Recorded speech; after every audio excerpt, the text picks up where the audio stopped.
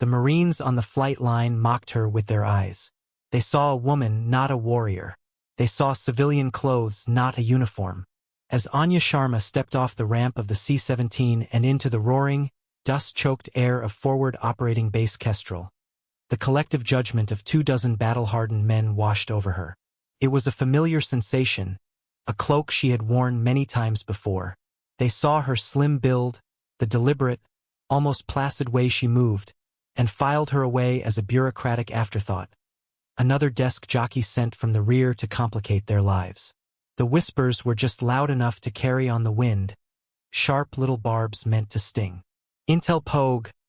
Looks like she got lost on her way to the embassy. She ignored them. Her gaze swept the perimeter, cataloging the placement of the HESCO barriers, the watchtowers, the interlocking fields of fire from the heavy machine gun nests. Her mind, a quiet and relentless engine of analysis, was already at work, long before she even reached the processing tent. A flicker of movement caught her eye. A young lance corporal nudging his friend, a private first class, and jerking his chin in her direction with a smirk. The moment was a perfect distillation of her new reality. They underestimated her. They would continue to do so. And in that underestimation, as always, lay her strength. The turning point was not yet visible, but she could feel its potential gathering on the horizon, as certain as the oppressive desert sun climbing higher into the sky. Anya carried a single black duffel bag and a pelican case. Her stride was economical, wasting no energy as she navigated the chaotic pathways of the base, her boots sinking slightly into the fine, pale sand that covered everything. The heat was a physical presence, a weight on her shoulders, but her expression remained neutral, a carefully maintained mask of calm. She had spent years of her life in places far hotter and far less hospitable than this. This was just another assignment. A young, overeager sergeant met her at the plywood shack that served as the administrative office. He glanced at her orders, then at her, a flicker of confusion in his eyes. Sharma, Anya, civilian analyst, grade 4, attached to Task Force Raptor. He sounded like he was reading an alien language. Right? Colonel Thorne is expecting you. He's in the TOC. The sergeant pointed toward a much larger, sandbag-fortified structure with a forest of antennae sprouting from its roof. The Tactical Operations Center, the heart of the base. Anya gave a single, curt nod and moved toward it, leaving the sergeant staring after her, a fresh set of questions forming on his lips. Inside the TOC, the air was cold and smelled of stale coffee and ozone. A dozen Marines were arrayed before a wall of glowing screens displaying drone feeds, satellite imagery, and streams of data. It was a symphony of controlled chaos, a world away from the searing heat outside. At the center of it all stood Colonel Marcus Thorne. He was a man carved from granite and institutional pride, his uniform immaculate, his posture ramrod straight.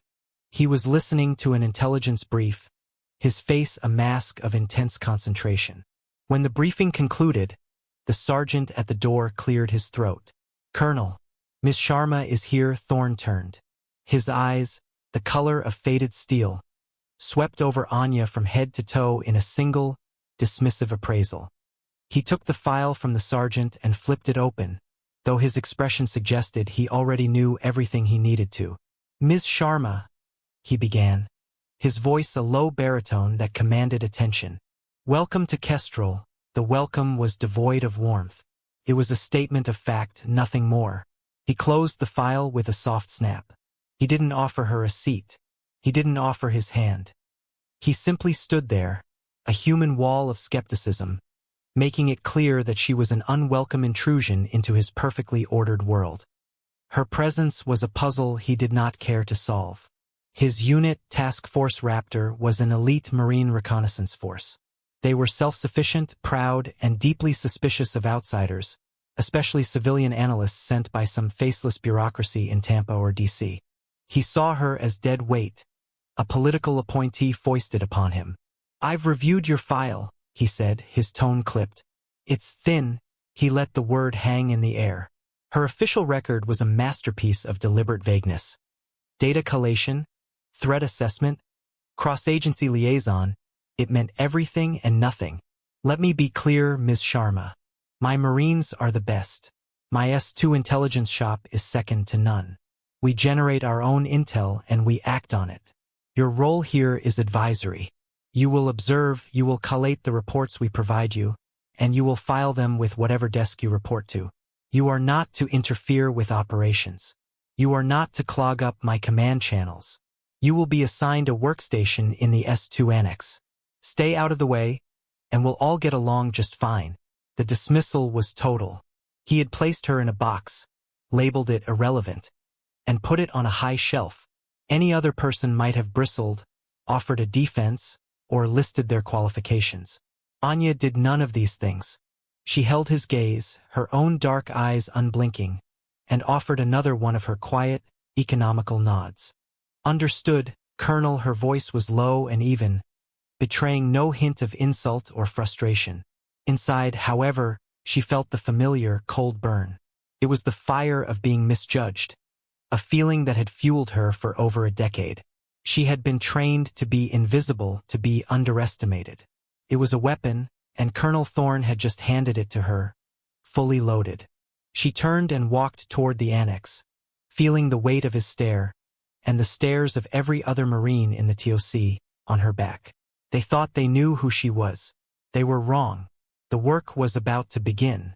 The first step was not to prove them wrong, but to let them believe they were right, while she simply did what she had always done. See what others missed. Anya was given a small metal desk in a cramped corner of the intelligence annex, a windowless room that hummed with the constant drone of servers. It was a space designed for overflow, for temporary personnel, for the unimportant. The two Marines who shared the annex, Lance Corporal Diaz and PFC Riley, were the same two she had seen on the flight line. They were young, barely out of their teens, their faces still holding a trace of hometown innocence beneath the veneer of military hardness. They watched her as she set up her workstation. Her movements were a study in efficiency. She didn't fuss or fidget. She unpacked her encrypted laptop, a satellite phone, and a small hardened drive, connecting them with a series of precise, practiced motions. She didn't decorate her space with photos or personal items. Her entire world, it seemed, fit into that single duffel and pelican case. Diaz, the bolder of the two, leaned back in his chair. "So, you're the new analyst?" he asked, a friendly but clearly condescending tone in his voice. "Gonna help us figure out who the bad guys are?" Riley snickered quietly. Anya finished plugging in a power strip and turned her head slightly. "I'm here to support the task force's mission," she said, her voice flat. She offered no more. Her brevity was a wall. Diaz and Riley exchanged a look. They had pegged her as a quiet, bookish type, someone who lived in spreadsheets and reports. The new librarian. Riley would later call her in a hushed conversation in the Chow Hall. For the next 3 days, Anya did exactly what the colonel had ordered. She stayed out of the way. But she was not idle. Her observation was a constant, silent, and deeply active process. While she appeared to be staring at her screen, compiling data from the reports the S2 shop fed her, her mind was absorbing everything around her. She learned the rhythms of the base. She knew which generator sputtered every morning at 0500. She knew the patrol schedules for the 3 primary sectors around the FOB. She listened to the casual chatter of the Marines, filtering out the gossip and retaining the small, crucial details about equipment readiness, morale, and terrain peculiarities. Her focus was not just on people but on systems. She spent an hour each afternoon, under the guise of stretching her legs, walking a slow, deliberate circuit of the base. Her path was not random. She studied the comms tower, noting the make and model of the primary transceiver, the gauge of the power cables, and the location of the backup junction box. She observed the flow of vehicles to and from the motor pool, memorizing the types of armor and their typical loadouts. She watched the drone operators in the TOC, noting their search patterns and the limitations of their optics in the midday glare. She was building a map in her head, a multi-layered schematic of FOB Kestrel, encompassing its physical layout, its operational procedures, its personnel, and its technological weak points. Colonel Thorne would have been shocked to know that in 72 hours, this quiet civilian woman likely understood the interconnected functions of his base better than many of his own officers. She saw vulnerabilities not as criticisms, but as problems waiting for solutions. The main power conduit to the comms tower was exposed in one 50-foot section, barely buried beneath the shifting sand. The backup generator for the TOC had a faulty fuel injector that caused a 2-second delay on startup. The encrypted radio frequencies used by the recon patrols had a fractional dead spot in the canyons to the northwest, a result of signal reflection that no one had bothered to formally report. She logged each of these details into a private, encrypted file on her hard drive. She made no reports. She offered no suggestions. She simply watched and listened and waited. The Marines around her continued to see the librarian. They had no idea they were in the presence of a master architect, silently blueprinting their entire world, waiting for the first crack to appear in the foundation. The quiet tension in the annex was a constant hum beneath the noise of the servers, the silent judgment of the young Marines a stark contrast to the storm of information processing in Anya's mind. The crack appeared on the 4th day. It came in the form of a haboob, a colossal wall of sand that rose from the desert floor like a malevolent god. The sky turned from a brilliant, cloudless blue to a bruised, churning ochre in a matter of minutes. Sirens blared across the base, a frantic, rising wail that sent Marines scrambling for cover. The world outside the TOC dissolved into a roaring, blinding chaos. Visibility dropped to nothing. The wind howled, a physical force that shook the reinforced structure of the command center. Inside, the lights flickered once, twice, then held steady as the backup generators kicked in with their characteristic 2-second delay, a detail Anya had already noted. Colonel Thorne stood before the main screen, his jaw tight. "Status reports now," he barked. His voice was tight with control, but a subtle current of anxiety ran beneath it. "All patrols are dug in, Colonel," a captain reported. "Holding positions until this blows over. Comms." Thorne snapped, turning his attention to the communications section. "We're losing signal integrity, sir," a chief warrant officer, a man named Greggs, called out, his fingers flying across a keyboard. "The sheer particle density is playing hell with our satellite uplink. It's like trying to shout through a concrete wall." Suddenly, a series of sharp cracks echoed from a corner of the TOC, followed by the acrid smell of burning electronics. A shower of blue sparks erupted from a power distribution panel connected to the primary communications array. Chief Greggs cried out and stumbled back, clutching his arm. The main screens, which had been flickering with corrupted data, went black. A collective curse went through the room. "What the hell was that?" Thorne demanded, striding toward the smoking panel. "Power surge, Colonel," another tech yelled. It blew the main control board for the SATCOM server. Panic, cold and sharp, began to seep into the controlled atmosphere of the TOC. They were blind, deaf, and cut off from the outside world, with multiple patrols scattered in the field. Thorne's face was a grim mask. "Greggs, can you fix it?" The chief warrant officer shook his head, his face pale with pain and frustration. "Negative, sir. The board's fried. We'd have to replace the whole unit. Even if we could do it in this storm, it would take hours. And my hand," he looked down at the angry red burn on his forearm. The room was descending into a frantic, leaderless state. Officers were shouting conflicting suggestions. Technicians were pulling at wires to no effect, and the colonel's rigid control was beginning to fracture under the immense pressure. Amid the rising chaos, one figure remained perfectly still. Anya Sharma had been at her desk in the annex when the power surged. She felt the vibration through the floor, smelled the ozone instantly. While others panicked, she stood up and walked calmly from the annex into the main TOC. She moved through the frantic knots of men as if they were ghosts, her focus absolute. Her eyes were locked on the smoking panel, her mind already dissecting the problem.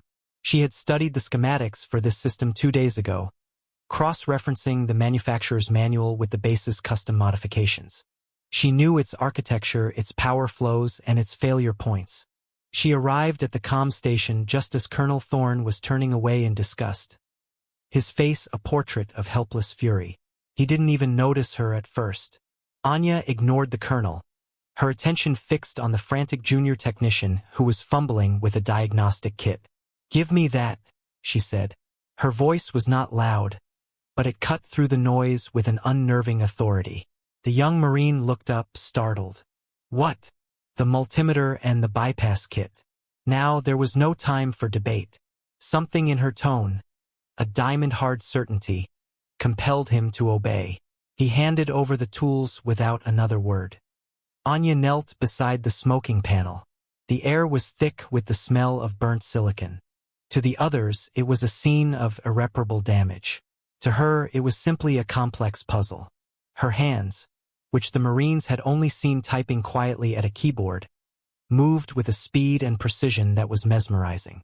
There was no wasted motion. She used the multimeter to test the circuits leading into the control board, confirming the surge's path. Her fingers traced wires, her eyes darting back and forth, processing information far faster than anyone else in the room could follow. "She's going to make it worse," someone muttered. Colonel Thorne had turned back, his expression a mixture of fury and disbelief. "Miss Sharma, what in God's name do you think you're doing?" he growled. She didn't look up. "Fixing your command and control," she replied, her voice calm and even, as she took a pair of wire strippers from the kit. She clipped 3 specific cables, bypassing the fried board entirely. Then she took a small copper coil and a capacitor from the bypass kit, standard issue parts for field repairs, but used in a way none of them had ever seen. With deft, surgical movements, she began to construct a rudimentary bridge, a manual workaround that would reroute the signal flow and fool the system into thinking the board was still functional. It was a technique not found in any manual. It was a ghost trick, learned in places that didn't exist on official maps. Her fingers worked like a surgeon's, twisting wires, soldering a connection with a portable iron she pulled from her own pocket, her movements economical and certain. The Marines around her fell silent, their panic replaced by a stunned awe.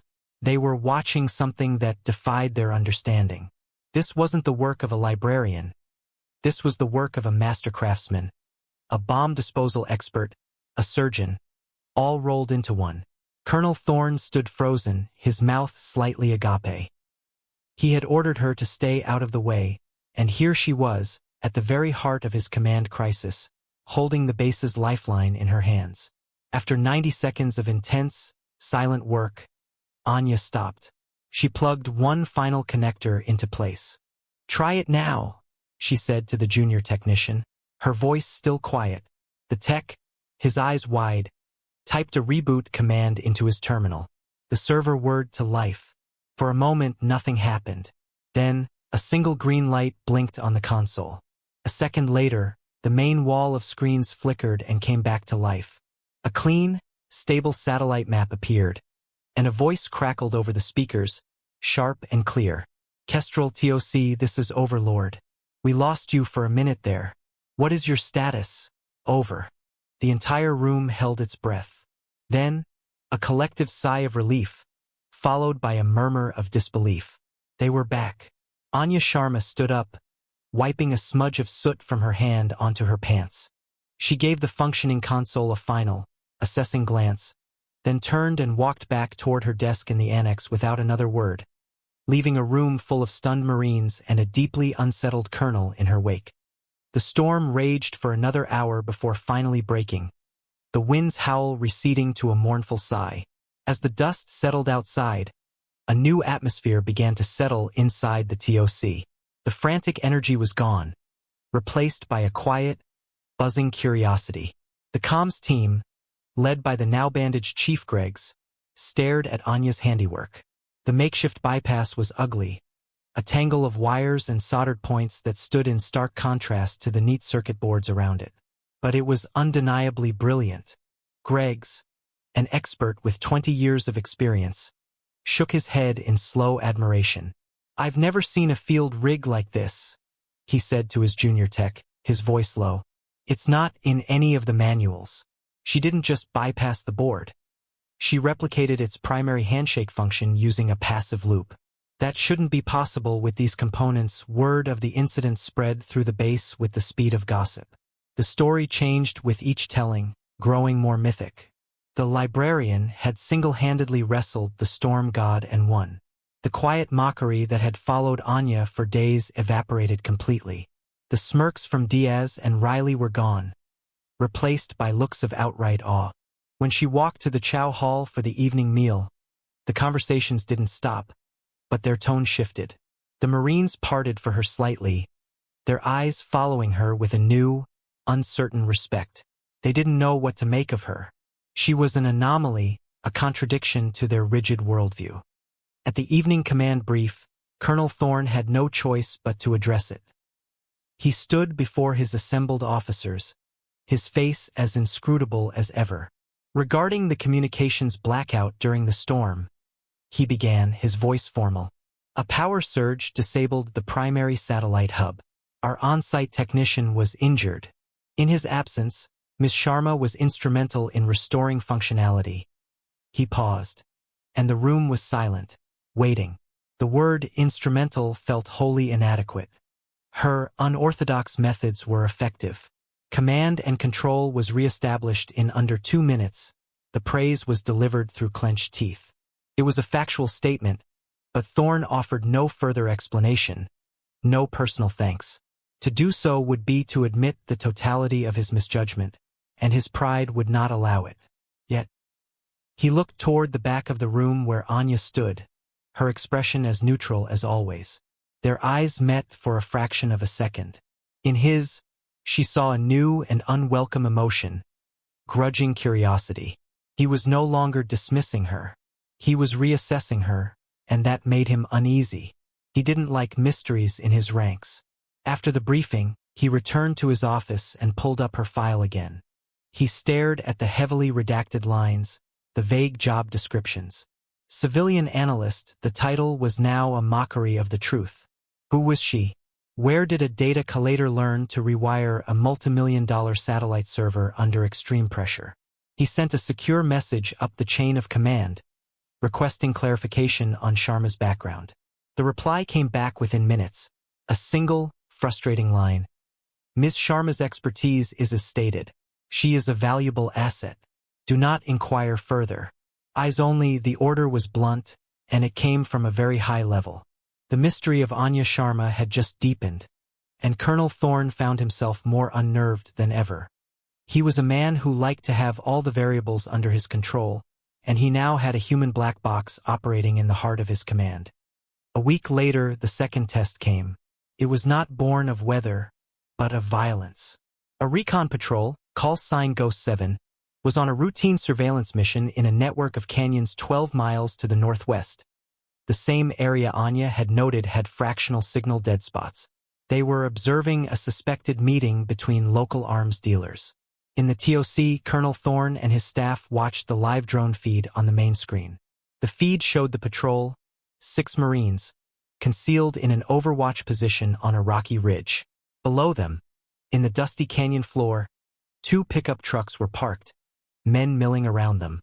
Looks quiet, the S2 captain commented. Standard meet and greet. Anya stood at the back of the room, near her usual post, observing the screen. She was not watching the men. She was watching the terrain. Her eyes traced the shadow lines, the rock formations, the slight discolorations in the sand that suggested disturbed earth. While the officers focused on the targets, she focused on the landscape, her mind running through tactical probabilities. The drone, a predator, circled high above, its camera fixed on the meeting. Suddenly, Anya took a half-step forward, her eyes narrowing. "Zoom in," she said, her voice quiet but firm. "Sector 4, on that ridge to the west of the patrol." The drone operator, a young sergeant, glanced at Colonel Thorne, who gave a curt nod. The image on the screen shifted and magnified. At first, it looked like nothing, just more rock and shadow. "I don't see anything, ma'am," the operator said. "Hold it there," Anya instructed. "Look at the heat signature. Just below that overhang on the thermal overlay, a series of faint, Man-sized smudges were visible, their heat signatures deliberately masked by insulated blankets, but not perfectly. There were at least 10 of them, an ambush team lying in wait. A chill went through the TOC. The arms deal was a setup.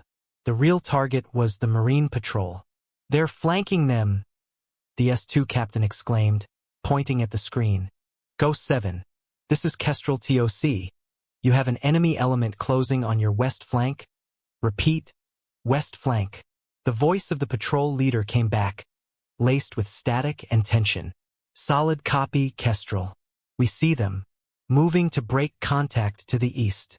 "Negative," Anya said, her voice sharp and commanding, startling everyone in the room. All eyes turned to her. Colonel Thorne's face hardened. "Ms. Sharma, you are out of line." "Colonel, they're not flanking," she said, her voice urgent as she strode to the holographic map table in the center of the room. "They're channeling. The Western team is just there to flush them out." Her finger traced a path on the 3D map. "They want the patrol to run east down into this wash. The main kill zone will be here." She tapped a narrow choke point in the canyon 200 meters east of the patrol's current position. "They'll have machine guns and RPGs waiting." The room was silent, the logic of her assessment hanging in the air, cold and terrifyingly plausible. The patrol was running from a handful of riflemen directly into a prepared meat grinder. The patrol leader's voice crackled again, confirming her fear. "Kestrel, we're taking fire from the west. We're falling back east into the arroyo." Thorne's face was pale. His instincts screamed that Anya was right. Every second they debated, his Marines ran deeper into the trap. He was caught between his pride and the lives of his men. He looked at Anya not as a civilian but as a tactician. "What's your solution?" he demanded, his voice a low growl. Anya didn't hesitate. Her finger moved across the holographic terrain. "They can't go east. They can't hold their position. North and south are sheer cliffs." She pointed to a feature the map labeled as impassable terrain. A steep, dried-out waterfall and riverbed directly behind the patrol's initial position. "They go west." Directly at the flushing team, the S2 captain scoffed. "That's suicide. They're outnumbered." "No," Anya countered, her gaze unwavering. "The flushing team expects them to run. Their job is to fire and make noise, not get into a decisive engagement. They'll be overconfident, their positions prepared for forward fire, not for a direct assault from above. Ghost 7 has the high ground. They assault west, break through the thin line, and then exfiltrate through this series of ravines." She traced a complex, counterintuitive route on the map. "The main enemy force in the kill zone will be too slow to reposition. By the time they realize what's happened, the patrol will be gone." It was audacious, risky, and flew in the face of conventional tactics. But it was also brilliant. Thorne stared at the map, his mind racing. He saw the trap Anya described, and he saw the sliver of hope her plan offered. He made his decision. He keyed his mic. "Ghost 7, belay last. New orders. Execute Plan Valkyrie. I say again, execute Plan Valkyrie. Assault west, directly into the enemy element. Break through and exfil northwest along the ravine route I'm sending to your datapads now." There was a moment of stunned silence from the patrol. Plan Valkyrie was not a real plan. It was a code, a way for Thorne to give an order on the fly, one he could take full responsibility for. "Solid copy, Kestrel," the patrol leader replied, his voice filled with confusion but also resolution. "Executing. Valkyrie," the TOC watched, breathless. As the 6 green icons representing the patrol on the map stopped their eastward retreat, turned, and charged directly at the red icons of the enemy. The gamble had been made. The next 5 minutes were the longest in Colonel Thorne's career. The drone feed showed a chaotic, close-quarters firefight on the western ridge. Muzzle flashes flickered, and the patrol's icons merged with the enemy's. The TOC was deathly quiet, the only sound the crackle of the radio and the hum of the servers. Then, the patrol leader's voice, breathless and triumphant, cut through the static. "Kestrel, we are through. Enemy line is broken. We have 2 enemy Kia, no friendly casualties." Moving to the exfil route now, a wave of relief washed through the command center. Anya's audacious plan had worked perfectly. The flushing element, caught completely by surprise by the aggressive assault from a direction they hadn't anticipated, had broken and fled. The main enemy force, waiting in their choke point to the east, was left stranded, their trap empty.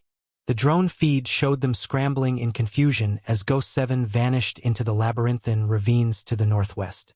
An hour later, the patrol was safely back at the FOB, their gear barely stowed before they were mobbed by their jubilant comrades. Colonel Thorne watched the celebration from his office window, a deep, unsettled feeling in his gut. Twice, this quiet civilian woman had saved his operations from catastrophic failure. The first time could have been a fluke, a hidden talent. The second time was undeniable tactical genius. Plan Valkyrie, he murmured to himself. He had chosen the name on instinct, a random word that sounded decisive. But now it felt oddly significant. That evening, he did something he hadn't done in years. He used his personal credentials to access the highest-level intelligence archives, bypassing the normal channels. He typed in Anya Sharma's name and service number. Again, most of the file was a wall of black ink. But this time, he ran a different search. He searched for any project, any operation, any unit codenamed Valkyrie. The system churned for a long time. Then a single file appeared. It was flagged with the highest possible security classification, UMBRA Gamma. Access was restricted to a handful of individuals, most of them 4-star generals or cabinet-level officials. Thorne's clearance wasn't high enough, but he could see the file's title. After Action Report. Operation Night Shard. Unit Valkyrie 1. Below it was a list of team members. All of them were marked Kia, all except one. The final entry was redacted, but next to it was a single notation. Designation changed. Subject reassigned to non-combatant role under Civilian Analyst Program. Thorne stared at the screen, a cold dread mixing with dawning comprehension. The woman in his annex was not a librarian. She was a ghost. The official occasion for the visit was to present medals to the members of Ghost 7 for their bravery during the ambush. The unofficial reason was that General Michael Matson, the 4-star commander of all special operations in the theater, wanted to see FOB Kestrel for himself. He wanted to understand how a routine surveillance mission had turned into a near disaster, only to be salvaged by a brilliant, inexplicable tactical call. Matson was a legend, a man who had spent more time in the field than in an office. He was old school, with a face like a worn leather map and eyes that had seen everything. He arrived by Black Hawk, his presence sending a ripple of nervous energy through the entire base. Colonel Thorne met him on the helipad, rendering a perfect salute. "General, welcome to Kestrel." Matson returned the salute with a brisk nod. "Marcus, let's skip the parade. Take me to your TOC.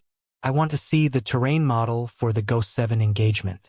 And I want to meet the officer who came up with that Plan Valkyrie, damnedest piece of tactical improvisation I've seen in a decade." Thorne stiffened slightly.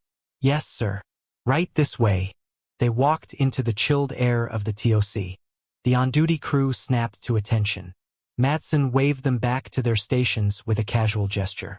He spent 20 minutes studying the holographic map, listening as Thorne gave a clipped, professional account of the incident. He omitted Anya's role, referring only to a real-time tactical reassessment. Matson listened patiently, his eyes narrowed. When Thorne finished, the general was silent for a moment. "A reassessment," he repeated, his voice skeptical. "That's not a reassessment, Colonel. That's an instinct. That's the kind of call someone makes when they can feel the battlefield." "Who made it?" Thorne hesitated. There was no avoiding it now. He scanned the room and saw Anya at her workstation, quietly observing as always. "General, the call was based on an analysis provided by one of our civilian attachments." He gestured vaguely in her direction. "Ms. Anya Sharma." Matson's eyes followed Thorne's gesture. He saw the slim woman in civilian clothes, her posture poised, her attention focused on them. He started to walk toward her, a polite, curious expression on his face. He was halfway across the room when he stopped. He stopped so abruptly that his aide nearly ran into him. The general's face, a moment before professionally curious, had gone stark white. His gaze was not on her face, but on her right hand, which was resting on the edge of her keyboard. On the third finger of her right hand, she wore a simple, unadorned ring. It was not gold or silver, but a dark, burnished metal, like tungsten or titanium. It was worn smooth with age, its details nearly erased. But in the cool light of the TOC, one could just make out a faint, stylized engraving. A winged spear crossed with a lightning bolt. It was not a class ring. It was not a piece of jewelry. It was a marker, a symbol known only to a very select few. General Matson stared at the ring, and the entire world seemed to fall away. The hum of the servers, the chatter of the Marines, the presence of Colonel Thorne, it all vanished. He was transported back years, to a dusty briefing room in a place he was not allowed to remember, looking at the faces of a team about to embark on a mission from which no one was expected to return. "That ring," Matson whispered, his voice a raw, strangled sound that cut through the silence that had now fallen over the TOC. Everyone was staring at him, confused by his sudden, dramatic reaction. He took a shaky step forward, his eyes locked on Anya. "Valkyrie one?" The name was a question, a prayer, a ghost story spoken aloud. Colonel Thorne's blood ran cold.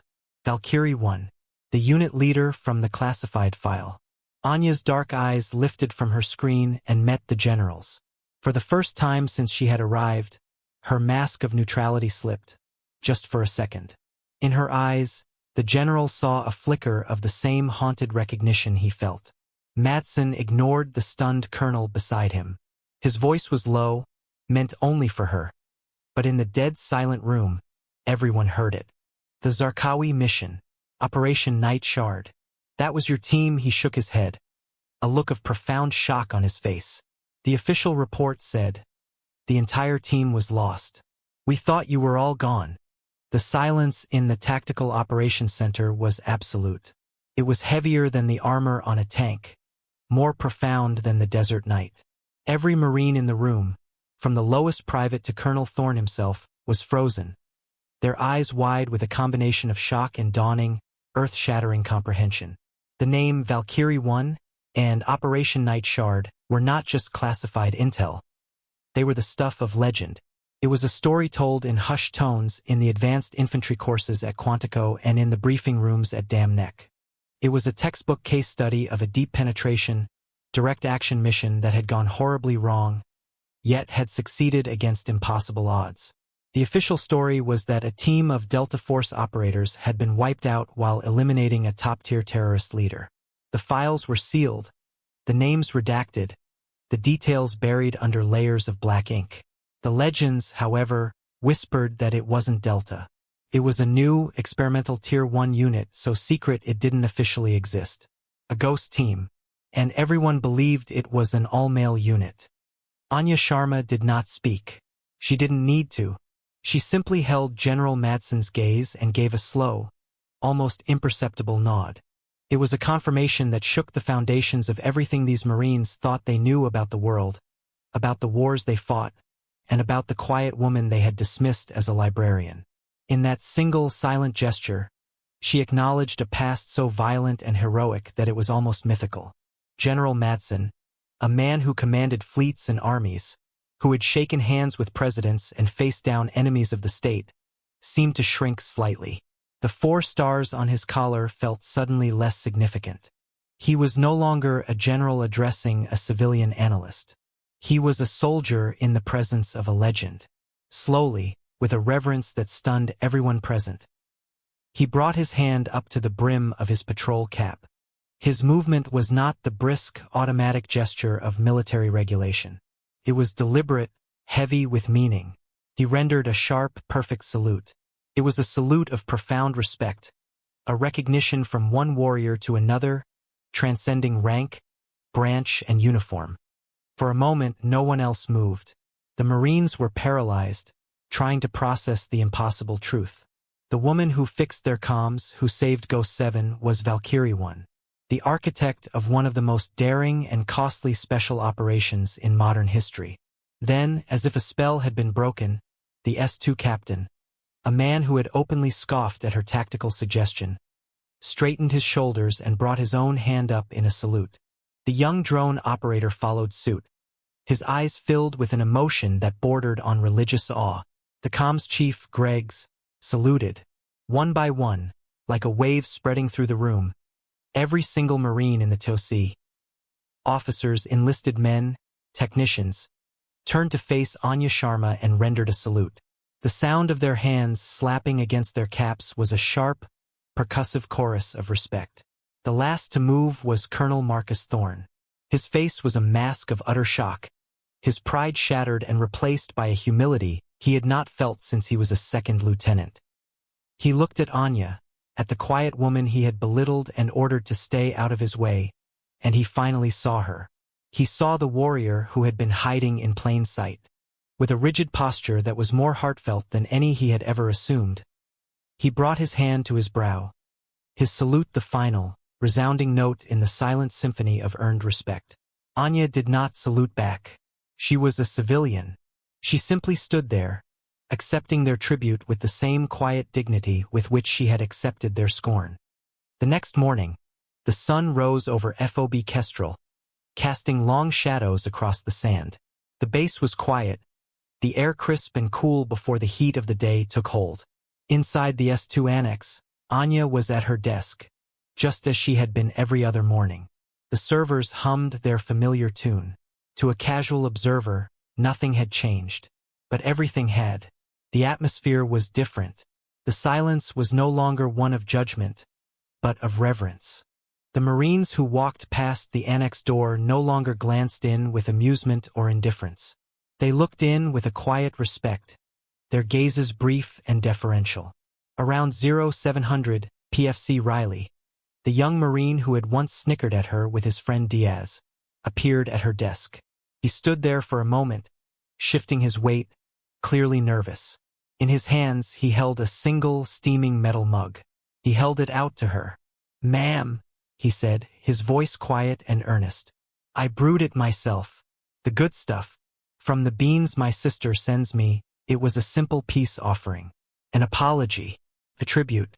It was more meaningful than any medal."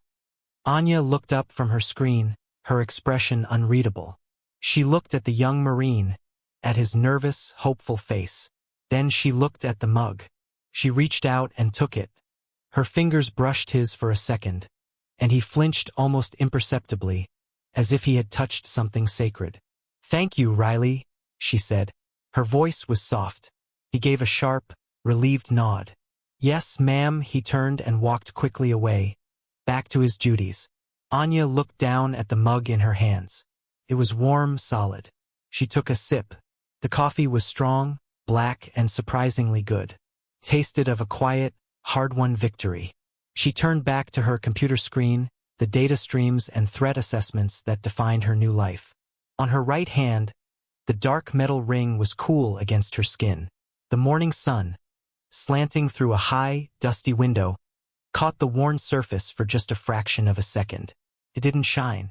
It absorbed the light, a tiny black hole of memory and sacrifice. The mockery was gone forever, replaced by something far heavier and more lasting. The silent, profound weight of respect, earned not with words or boasts, but with quiet competence and undeniable courage. Anya Sharma took another sip of the coffee and got back to work. There was always more work to be done.